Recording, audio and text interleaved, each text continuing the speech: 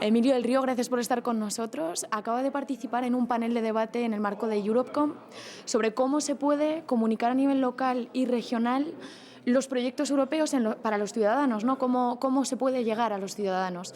En el caso de La Rioja, ¿cuál es su experiencia en este campo? Bueno, yo creo que esto es una necesidad que hay en la Unión Europea. No nos podemos quedar solamente en la Unión Europea de las grandes cifras y del euro.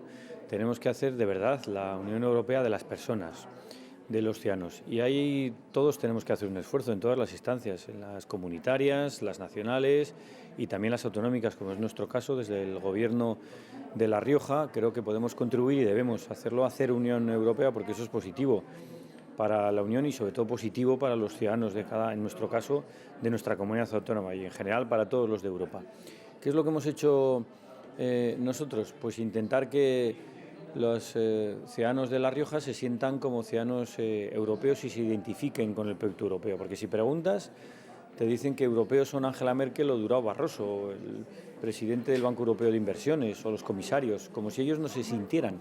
El 67% de los ciudadanos de la Unión Europea, según los datos últimos de Eurostat, no son conscientes de los derechos y deberes también que tienen como ciudadanos de la Unión Europea. Y por tanto hemos querido que estos ciudadanos, digamos, anónimos, que hacen cosas con Europa, por Europa, en Europa, sean los protagonistas de la campaña. Ponerle cara a Europa, ponerle cara anónima a Europa, que no hayan salido antes en los medios de comunicación. Por ejemplo, pues dos chicas jóvenes que están en un pequeño pueblo de la Comunidad Autónoma de La Rioja y que han utilizado un programa europeo para jóvenes agricultores para modernizar su explotación agraria, que se dedican a criar pollos y han automatizado todo eso. Por ejemplo, unas personas mayores, ya jubiladas, con 67, 68, hasta 70 años, que acogen en su casa a participantes en los programas de voluntariado senior que hay en el ámbito de la Unión Europea, que no salen en los medios, que no lo dicen, pero que hacen Europa con eso. Por ejemplo, un centro educativo, un instituto de La Rioja, de Nájera además, en concreto, que participa en programas europeos de intercambio desde hace 8 o 9 años, que lleva a los jóvenes de ese centro educativo a otros centros educativos de la Unión Europea y que acogen el suyo a jóvenes también de otros países y que tampoco sale habitualmente.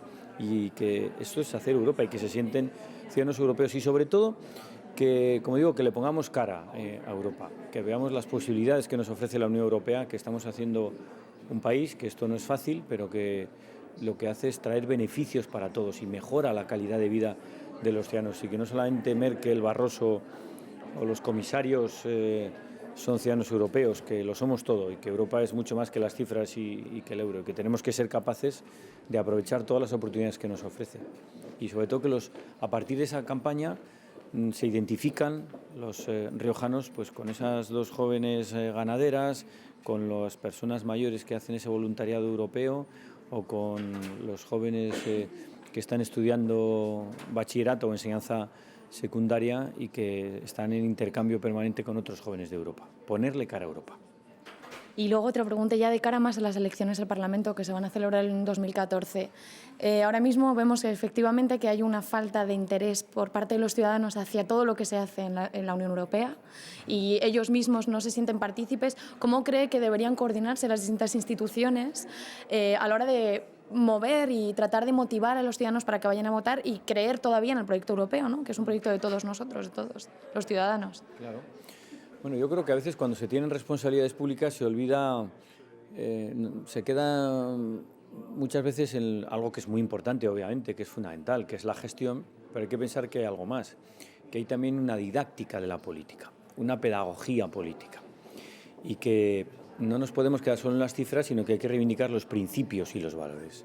Lo que comentaba, Europa no solamente son las cifras, ¿no? Son las personas y son los principios que la inspiran.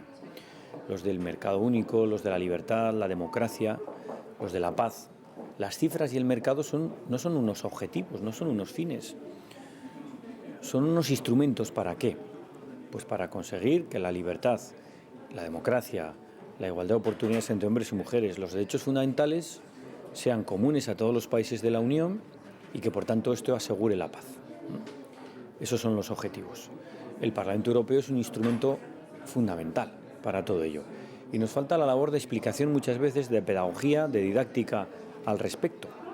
Porque además eso, la paz asegura después, y la libertad y la democracia asegura la calidad de vida, asegura el bienestar de los ciudadanos. La mejor garantía del estado de bienestar que tenemos en Europa es que siga inspirado en esos valores. Fuera de ahí solo existe el caos, el abismo, la pobreza, la desigualdad y por tanto un instrumento fundamental para ello es el Parlamento Europeo. ¿No nos implicamos en esto? Pues entonces tenemos un problema. Yo tengo que decir que vengo de una comunidad autónoma de España que tiene uno de los mayores índices, más altos índices de participación en las elecciones al Parlamento Europeo de España y de Europa. Dicho esto, tenemos que mejorar y sobre todo con eso, en fin, me puedo sentir satisfecho como riojano, pues desde luego no como europeo cuando veo esa especie de distanciamiento y de desánimo que hay al respecto. Por lo tanto, hay que insistir en ese mensaje, en esos principios y en esos valores.